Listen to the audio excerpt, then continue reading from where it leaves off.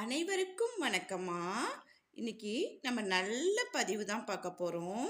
ஒரு உப்பு பரிகாரம் தான் நம்ம பார்க்க போறோம்.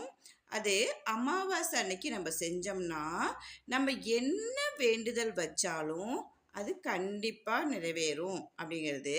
இந்த உப்பு பரிகாரத்தை நம்ம எங்க செய்ய போறோம் அப்படின்னு சொன்னோம்னா, நம்மளுடைய நிலைவாசல்ல தான் நம்ம கட்டப் போறோம்.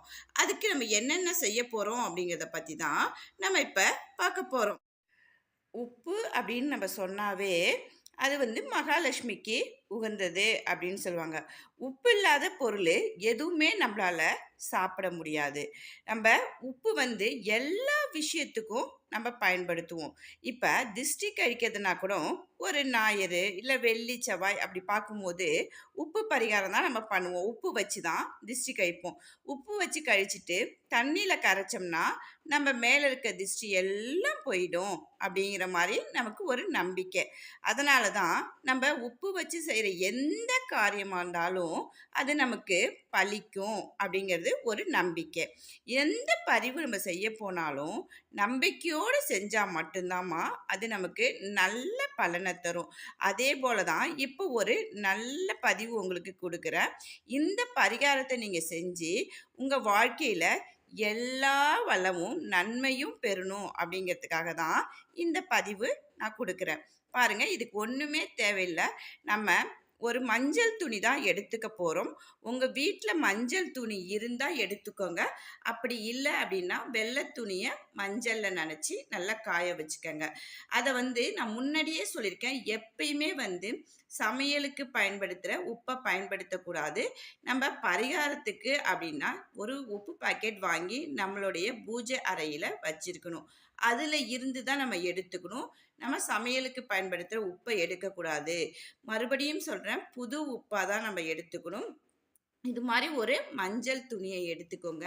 அந்த மஞ்சள் துணியில உப்பு ஒரு உங்க கையில பிடிக்கிற மாரி ஒரு 2 பிடி அல்லது 3 பிடி பிடிச்சு, அந்த மஞ்சள் துணியில போட்டுக்கங்க.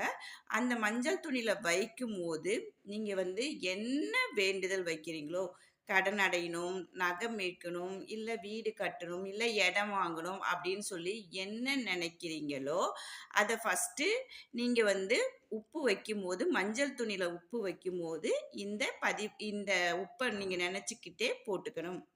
இந்த பரிகாரத்த நம்ம செய்யறதுக்கு முன்னாடியே, அமாவாசை அன்னைக்கு நம்ம மொத நாளே எல்லாமே வீடெல்லாம் சுத்தம் பண்ணி வச்சிருப்போம்.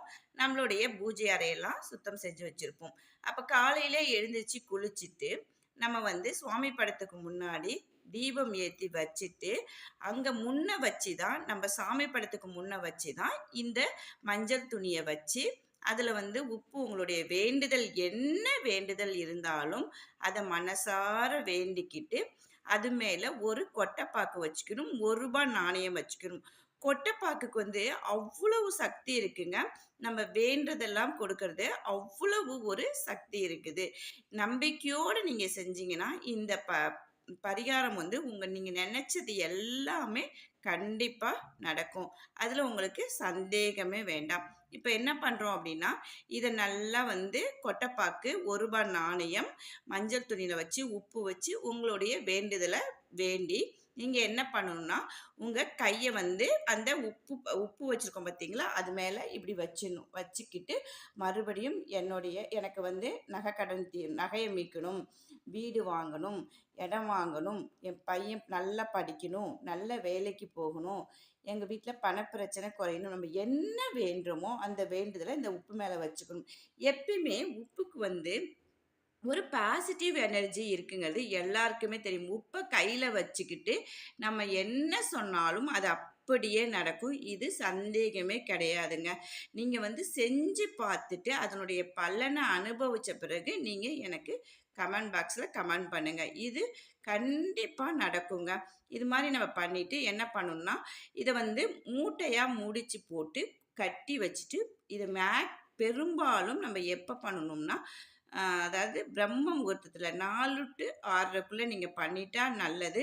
இல்லம்மா காலையில என்னால பண்ண முடியல அப்படின்னா, அமாவாசை அன்னைக்கு இரவுல கூட நீங்க பண்ணலாம். ஆனா அமாவாசை இருக்கிற மாரி பார்த்துக்கிட்டு பண்ணுங்க. இந்த பதிவை நீங்க அதாவது இந்த பரிகாரத்த நீங்க செய்ய ஒவ்வொரு மாசமும் நீங்க முதல் மாசம் செய்யும்போதே உங்களுக்கு வந்து நல்ல ஒரு வைப்ரேஷன் கிடைக்கும். நல்ல ஒரு பாசிட்டிவா கிடைக்கும். நல்ல விஷயங்கள் நடக்கும். உங்ககிட்ட இருக்கிற நெகட்டிவ் தாட் எல்லாமே உங்கள விட்டு போயிடும். நீங்க வந்து இத செஞ்சு பார்த்துட்டு, அதுக்கப்புறமேட்டுக்கு நீங்க வந்து கமெண்ட் பாக்ஸ்ல பண்ணுங்க.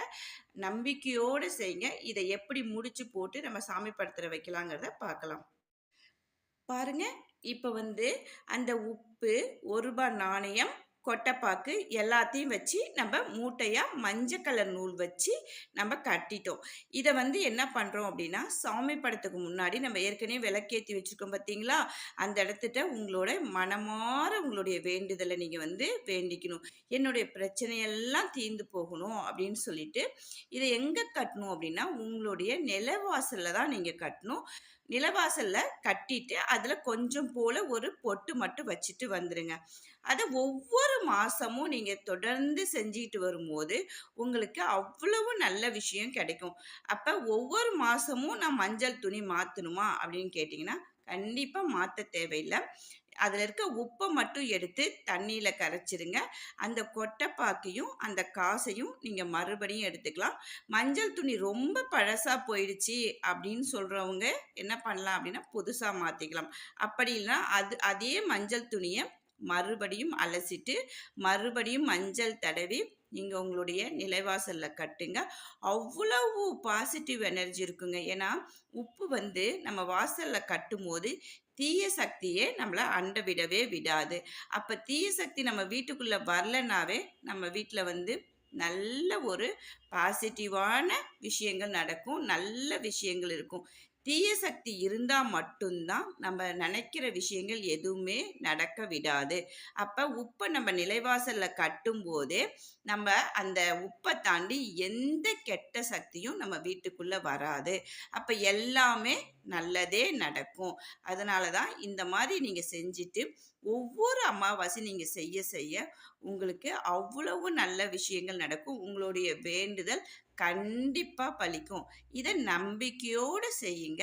எல்லோரும் நம்பிக்கையோட செஞ்சுட்டு, நல்ல வளமும், வாழ்வும் பெறணும் அப்படிங்கிறதோட சொல்லிட்டு, வாழ்க வளமுடன்.